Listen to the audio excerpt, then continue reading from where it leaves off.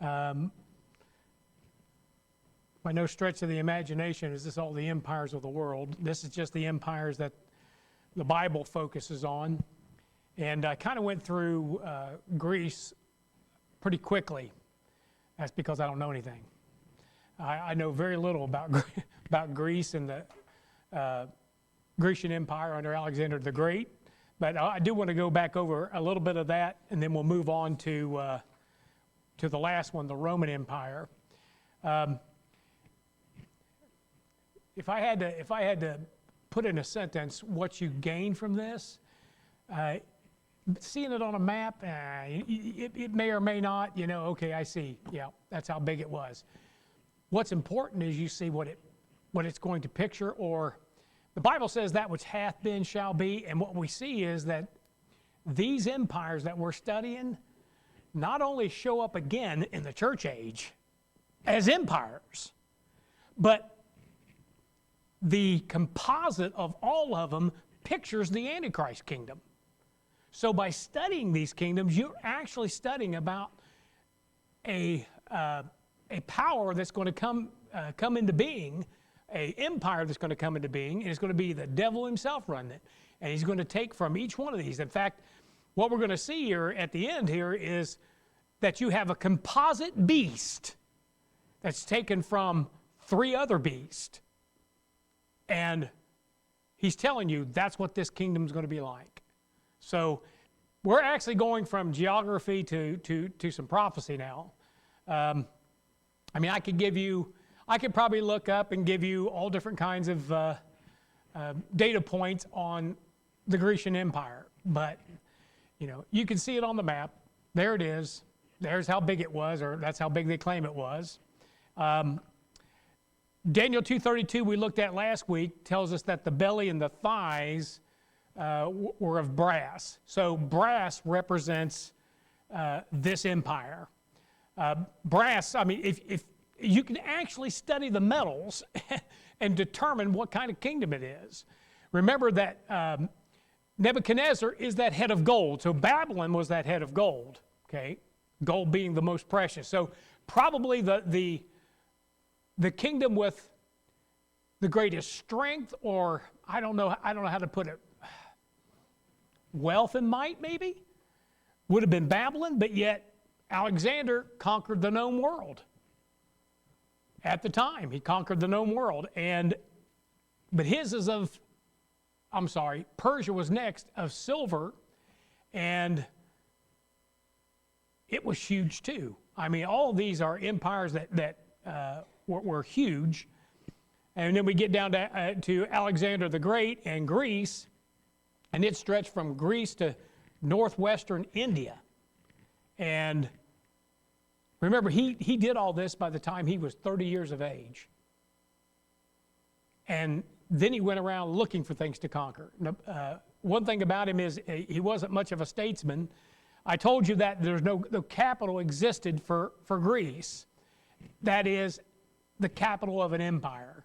It could have been Athens as far as being the capital of Greece, but there was no real, you couldn't say Babylon, or you couldn't say Nineveh as the capital of an empire, because he would go in and conquer, and then he would just turn it over to this family or that family, which became a dynasty.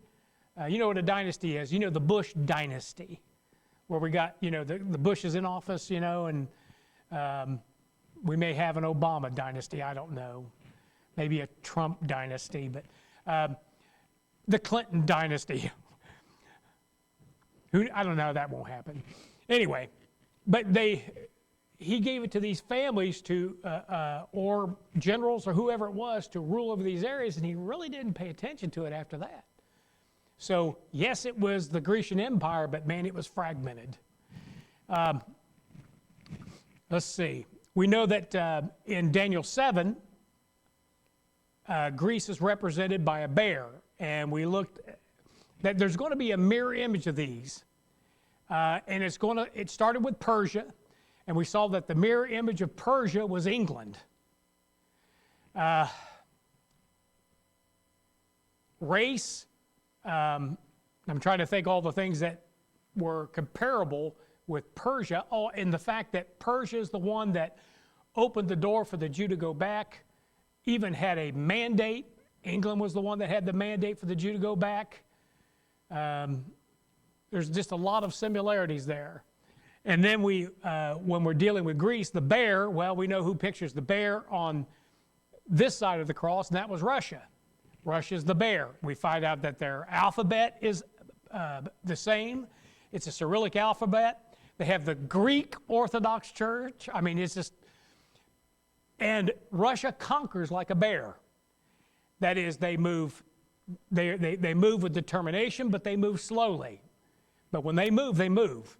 And that's just the way a bear is. I mean, he's not the fastest animal on the planet, not compared to a leopard or a lion, but when he gets a hold of you, look out. And so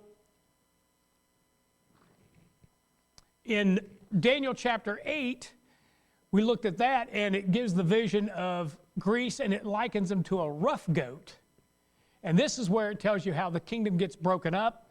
Let's see, it says, and the rough goat, Daniel 8, 21 and 22, I'm sorry. Give you time, turn there. Daniel 8, 21 and 22.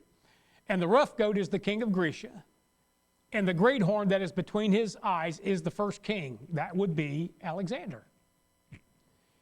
Now that being broken, whereas 4 stood up for it. Remember, I gave you at least 4 dynasties there. 4 kingdoms shall stand up out of the nation, but not in his power. In other words, not having the same power that he had. It's kind of divided. Is it still the Grecian Empire? Yes. The funny thing is that 2 of these dynasties end up fighting over the same portion of land, and that land happened to be Palestine. Ptolemy, which is the Ptolemaic dynasty, Ptolemy takes Palestine in 312 BC. Okay? Antiochus Epiphanes, that's how I pronounce it. I tell you what, there's a guy on YouTube that everything I pronounce, he pronounces it differently. And he's from Israel, and I'm thinking, who's got it wrong? Well, it's like the British. The British, they pronounce things differently than we do. However it rolls off the tongue is, but I can't, let's see, he calls it Antiochus. Epiphane? Yeah, Antiochus. I call it Antiochus. If it was my name, I wouldn't, Antiochus, Epiphanes. But Antioch Epiphanes is from the Seleucid dynasty. And he ends up taking control of Palestine from Ptolemy. And they're both Greek. Okay? So when you're reading, if you have a Scofield Bible, reference Bible, in between the Testaments, you get this little thing about what goes on between Malachi and the birth of Christ, 400 years. And you kind of get this overview of what happened. We call it the 400 silent years, because the Bible doesn't speak on it. But something happened during those 400 years, and what's happening is Greece continues to kind of rule over Palestine, and they're kind of fighting back and forth on who controls it, but it's still Greece. There's no other empire sneaking in here until we get to Rome. But he's around 200 BC is when Antiochus Epiphanes takes control of Palestine, and it's under Antiochus that the defilement of offering a pig on the altar on December 25th, BC 168. And by the way, can you imagine on Christmas? Well, Christmas didn't exist then, and it doesn't exist now, December 25th. So, but December 25th, 168, they offered a pig on the Jewish altar. And the Jews that were there, remember, they're under tribute. That means they're under control of another nation. They're occupied. They've been occupied since Babylon or Persia or Greece or even Assyria. They have been occupied, and now they're occupied by this Antiochus, who wants to just provoke them, so he offers a pig on that altar. And I mean, it's something that is unclean, and this causes a rebellion. And this spurred what we call the Maccabean Rebellion. These were priests, and I believe it is Simon Maccabees, and there's a Simon, a Judas, a Jonathan, there's a bunch of them. And some of them are brothers, and some of them are sons and so on, and I haven't got all that straight. But they're a priestly line, and they were the ones that got upset because of this, and they staged a rebellion, and they were able to take control of Jerusalem eventually, and some other areas. Now, they never did become a nation of Israel again, or Judah for that matter. That didn't happen, but they did control Jerusalem and some other areas. They call this the Hasmonean dynasty. It's just where some Jews were able to take control of Jerusalem. So they took control and cleaned purified the altar, went on for a few years, but the rebellion, you can call it that, the rebellion would ultimately be squashed by Pompey. Pompey was a Roman general, and under the authority of Rome, came in and outgo the Greeks, in come the Romans. And then we begin with our Roman Empire. And then God focuses in on this. So let's talk about the Roman Empire. Daniel 2, it pictures, yeah, you're going to go to that. Thank you, sir. Daniel 2 depicts the Roman Empire as the legs of iron. The legs of iron. The fact that there's two legs, well, we know that Rome had an East and a West empire. Now, maybe not initially, but eventually that's what happened. They got divided by East and West, and sometimes they were squabbling and fighting over territory. Today is no different. Remember, there's always a mirror of it. Okay? Do you know that today Rome is divided? It is two legs. It is either Eastern Orthodox and Roman Catholic. They have an East and a West branch of the same church. Now, we're going to go into that, of how that, but there's also going to be a nation that's going to mirror Rome. All right? Look at Daniel chapter 7, verse 6.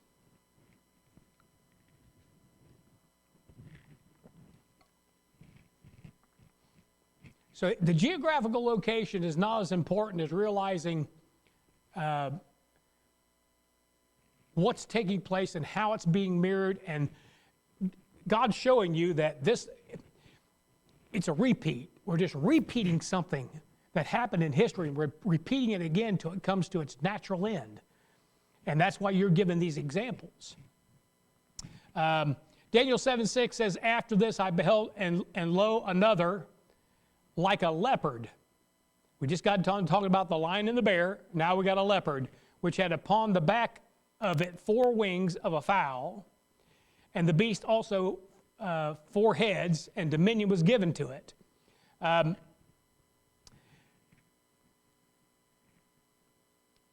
Okay, I don't want to get too far into the weeds, but Daniel 7 covers 4 beasts that represent 4 empires that will arise after Babylon. Okay, so when we talk about these 4, it's after Babylon. And we've already covered the lion, which was Persia, and the mirror image of that was England. We covered the bear, which was Greece, and the mirror image of that was... Now we're covering the leopard, that's Rome, and the mirror image of that is going to be the USA. Here we go. So after the leopard arises the kingdom of the beast, the Antichrist. You know what that tells you? After this one, after us. That's the order. Listen, England, the sun never set on the British Empire at one point. England was that lion. They ruled everywhere, man. The sun never set. That kingdom was so large. And then Russia came to power, and she's been wielding a lot of power. And then the United States just ascended, and we're the last one, man, before the Antichrist kingdom. Just like it was back in the Old Testament, that countdown to the Messiah, this is the countdown to the Messiah, the second coming. So, Daniel 7:7, and I believe this is talking about the Antichrist, the beast that shows up. And it says, "After this I saw in the night visions, and behold, a fourth beast, dreadful and terrible and strong exceedingly, and it had great iron teeth. It devoured and brake in pieces and stamped the residue," or the residue, as I've been told, the residue with the feet of it. "And it was diverse from all the beasts that were before it, and it had 10 horns." So he's telling you that all the beasts before this thing's diverse compared to those. It's different than those.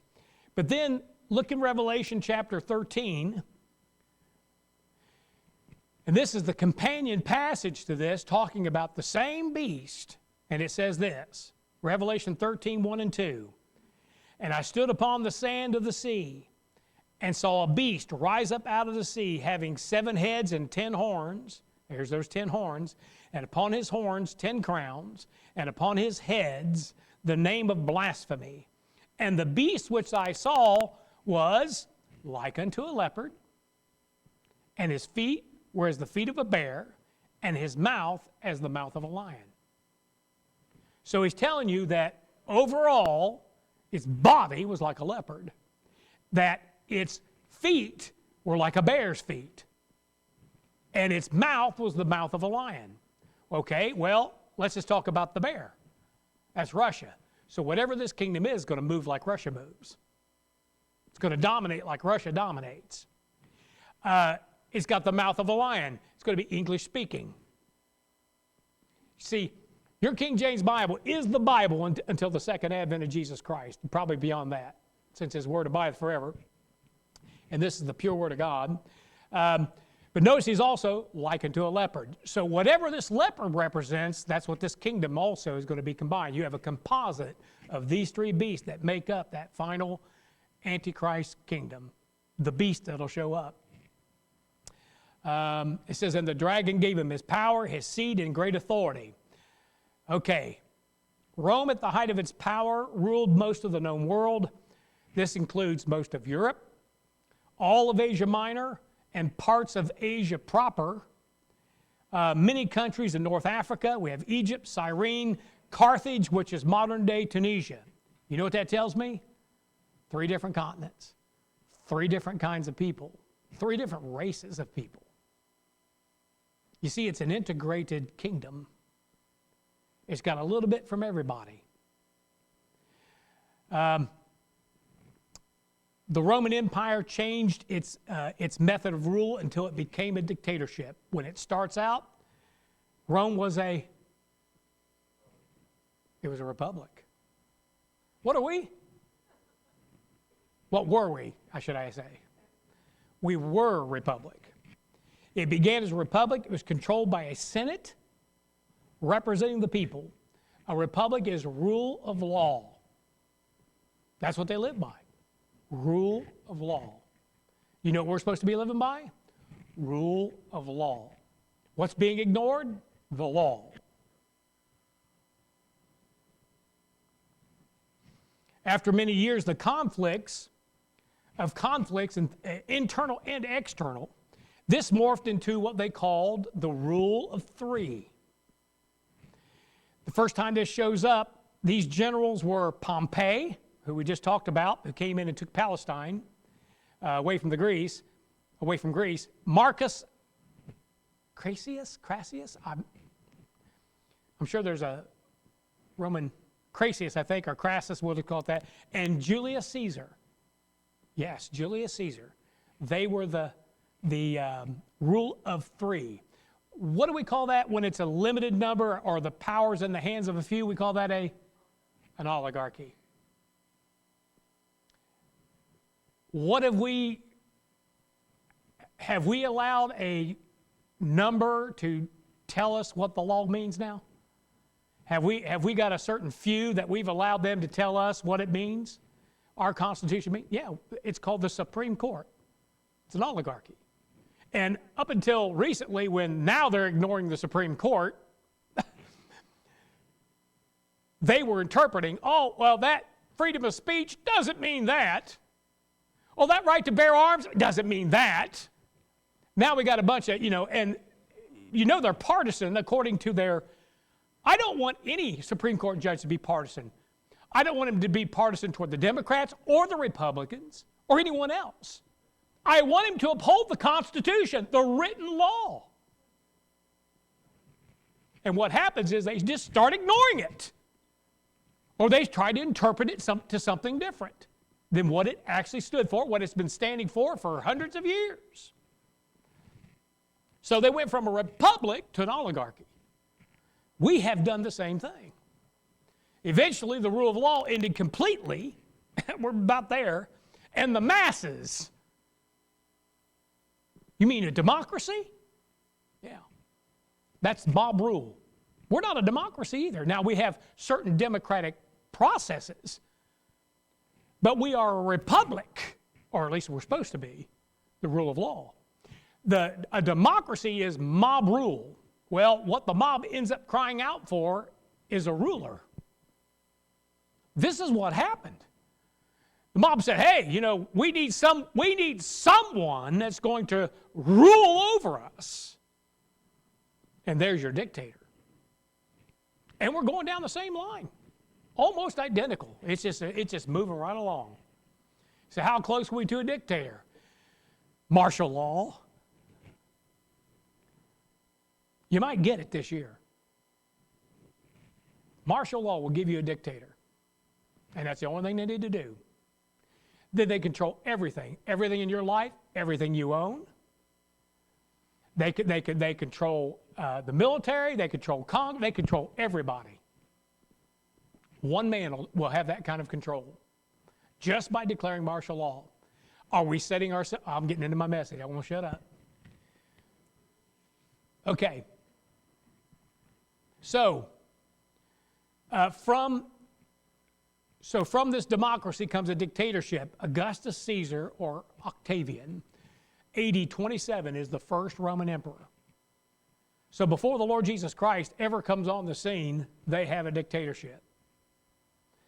From Augustus, there is a family dynasty of 5 Caesars. Now there's more, but there's a dynasty, that family.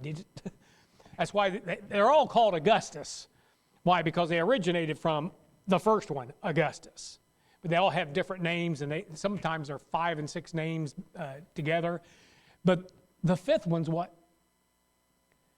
The fifth one was Nero, who put Paul to death. And Nero was a nasty work of a man. If you ever read about Nero, you're just like, good grief, man, this guy was vulgar, vile, sodomite. I mean, he was no wonder. Listen, they say that they believe that Nero is the one that had Rome burned, and then blamed it on the Christians. And they started bringing in the Christians and were killing them wholesale. And that's probably the reason why Paul ran out of time. But Nero is the fifth. 5 is the number of, right? And what's interesting is what happens to Nero.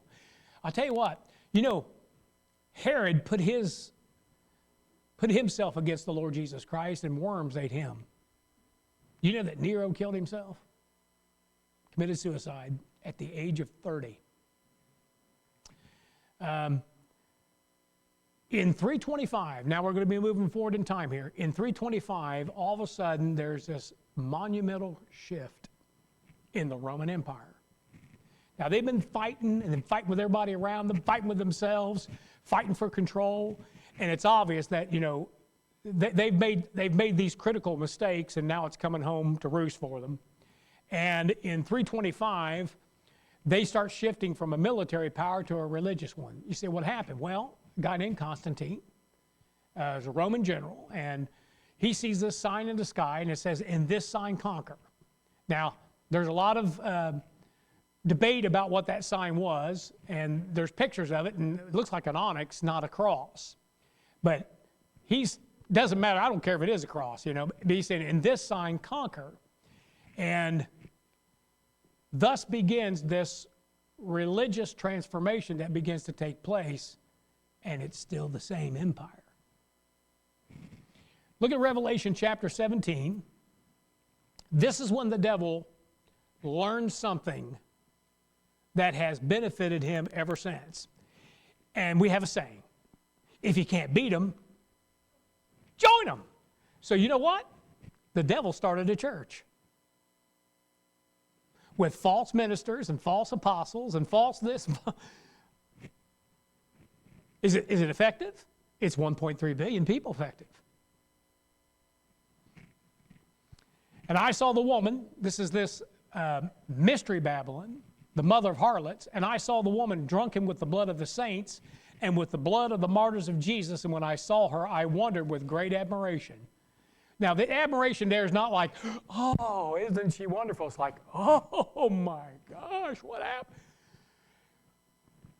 John has been, by Rome, he's been banished to Patmos in the salt mines by this Roman Empire that's wielding all this control with all these soldiers running around. He's ushered 2,000 years in the future and sees these, robe-wearing,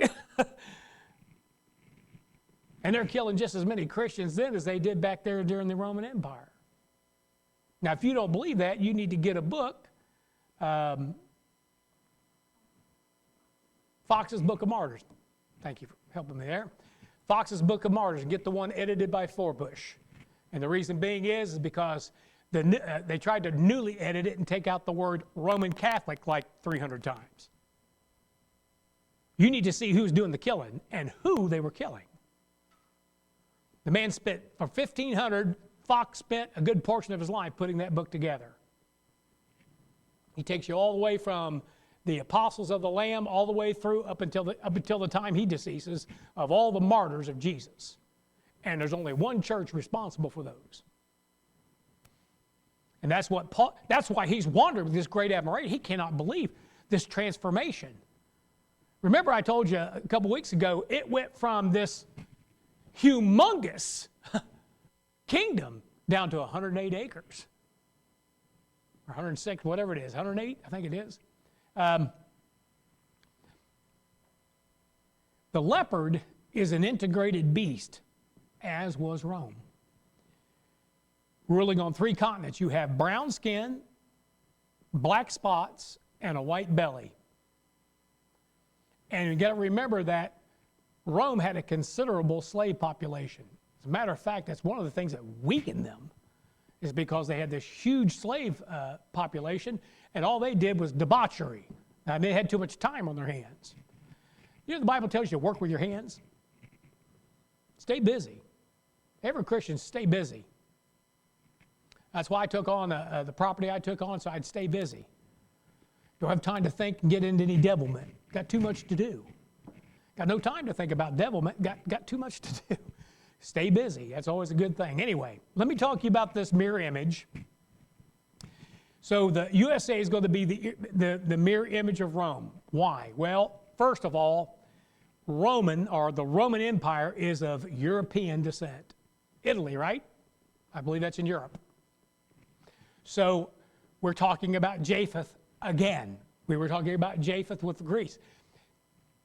Again, it's interesting that Canaan is inhabiting a land that God gave to Abraham, and Canaan came from Ham, from Africa.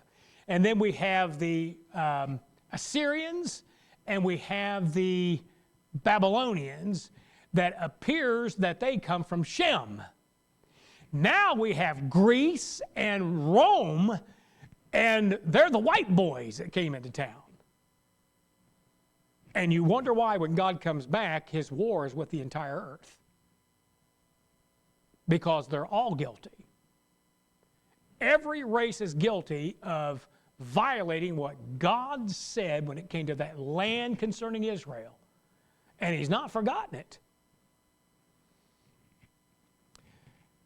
So European descent, Japheth, started with the same form of government, a republic, okay? Our form of government a republic, a writ, a doctrine, a written law written by old white men. You need to remember that. While you're hearing all this junk in your ears from the world, you need to remember who drafted that thing, who wrote that thing. There wasn't a woman there. There wasn't a black man there. As far as I know, there wasn't a brown man there either. It's a bunch of old white men that you've been living under that law and benefiting from it. I'm tired of hearing about, how bad the white man is when they're living their life of freedom under something that a bunch of old white men produced. Okay, that's over with. We're not allowed to say anything. You evil white men. Okay. God holds them equally to blame. He's going to kill all of them. If they don't get off that property. So due to unrest, we got 9 judges that tell us what the Constitution means. There's our oligarchy. The rule of law is completely gone. And I'm just kind of repeating this. And the masses, a democracy, soon cry out for a dictator. This is tyranny. Okay, let's talk about the predominant color of the leopard. I think this is maybe prophetical. What have we got pouring across our border, our southern border, but millions of brown people from all over the world? Remember, the brown is the dominant color of that beast with black spots. The black man has always been a minority in America at about 12 to 13%. It's kind of held steady there forever. But brown is multiplying, okay? But where do you find the white? Underneath. The belly. And I think it's prophetical that is exactly what they're trying to accomplish. I've heard my president say that. I've heard him say it with his mouth, that to bring in people, he even talked about depopulate. He said, I think he even said recently, I don't know if he was correct, that brown outpopulated white. I don't know if that's true or not. I don't think it is. But it is quickly getting there. You say, why? Why are they kind of almost instinctively doing this? What's driving them? And I can tell you who's driving them. The devil is. You say, why? Well, the devil doesn't like anything God says and always tries to reverse anything the Lord says. Okay? If God says it's unclean, he'll try to make it clean. If God says it's evil, he'll try to tell you it's right. Huh? Tell me that ain't so. Call evil good and good evil. Do you know what God said about Japheth? God said about Jacob that he would conquer, that he would expand his borders, that he said he would dwell in the tents of Shem. Like Hong Kong and China and the American Indian, those are all Shemite. Have we dwelled in their tents? Yes, we have. Did God say that? Yes, he did. You say, well, I don't know if that's right. I didn't say it was right. I said that's what God said in the book. So, Japheth is your explorer. He's your inventor. How do I know that? History. He's invented nearly everything. Both poles, north and south, made it to both poles, to the moon and back. Now they're headed to Mars. I don't think they're going to make it, but that tells just about every major invention you have ever heard of, it was a white man that came up with it. And any type of not discovery, I guess discovery can, innovations, yeah, I'm talking about to the poles and back. Exploration. It's always Japheth. Now when it comes to religion, there's Shem. All religions come from Shem. Remember, the Jews come from Shem. Blessed be the God of Shem.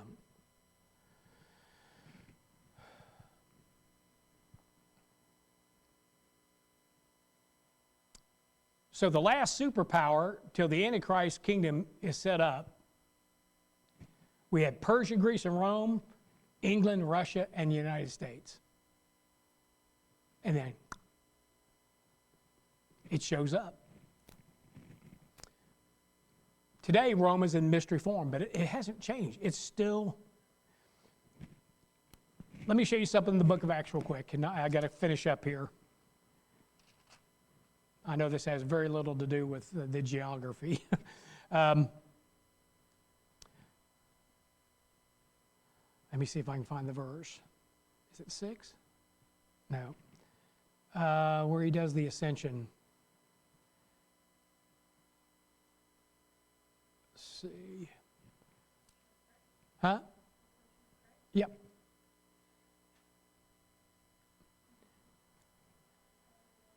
Oh, here it is. Verse 11. I'm sorry.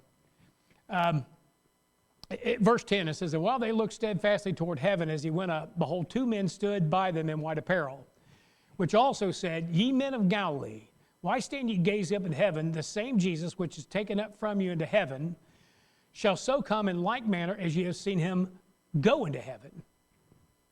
All right? Did they visibly watch him ascend? Yes. Will he visibly come back? Yes. Who was in control? What empire was in control when he left? Guess which one will be in control when he comes back? Or at least will have been in control. It'll be Rome. We're going from this to something very small, yet has the same control. In fact, probably has more control than what Rome did. It's hard for you because all you hear is these good words and fair speeches. You should know by now that any politician that gives you good words and fair speeches, you don't watch what he says, you watch what he does. That's true with any politician, and that's true with a pope too. Just listen to what they say. Oh, peace on earth, yeah. And then all of a sudden, these wars keep popping up. According to the book of Revelation, that church is responsible for all the martyrs of Jesus, and that they've had their hand in all of it. I personally have read about one pope in particular, Pope Pius XII, is responsible for both world wars. In other words, the Roman Catholic Church helped foment 2 world wars. You think they're back there just, talking peace, and bless you, my child, and when's your last confession? That's not what it's about. This is a political power. It's so political that Ronald Reagan sent a ambassador to Rome. That's one of the few things he did that I disagree with. He sent an ambassador to Rome. Why? She is a state. Don't doubt that for a second.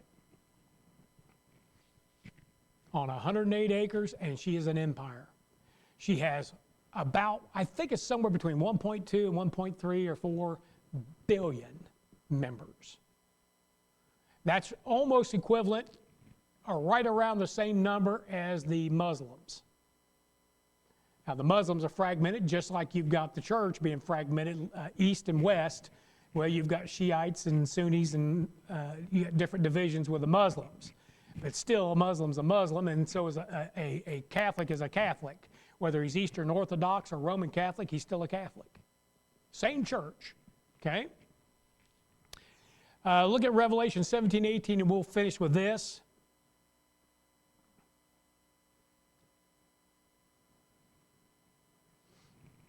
Revelation 17:18, and the woman which thou sawest is that great city that reigneth over the kings of the earth. Well, what city are we talking about here? We're talking about one that sits on 7 hills, whose colors are purple and scarlet, and whose symbol is a golden cup. Well, it doesn't take a genius to figure out who that is. And it's not Cincinnati. Even though it may sit on 7 hills and it's wicked as hell. It's not Cincinnati. It's Rome. Her colors are purple and scarlet. Don't you know that's the robe they put on your Savior? It was the Romans that put that robe on him. Purple on one side, scarlet on the other. Check it out. Do you know what those cardinals wear? And by the way, the Bible talks about them birds. Those cardinals wear purple and scarlet and black. We call it black robe priest or Baalite. That's what the Baalite priests were wearing, black robes.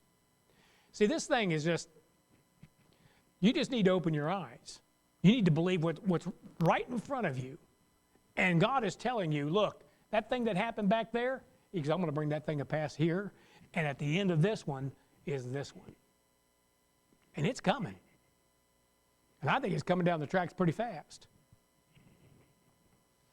We just need to, that's why, you're reading back there, you think, oh, what does that matter? Oh, yeah, that kingdom, I'm going to skip that. Don't skip it. Everything in that book is vitally important, even the names that are in there. It means something. So, okay. Any questions? I know I didn't answer all the questions, not even close, but, or cover all the material. It could take months, but anybody got a question about this or comment?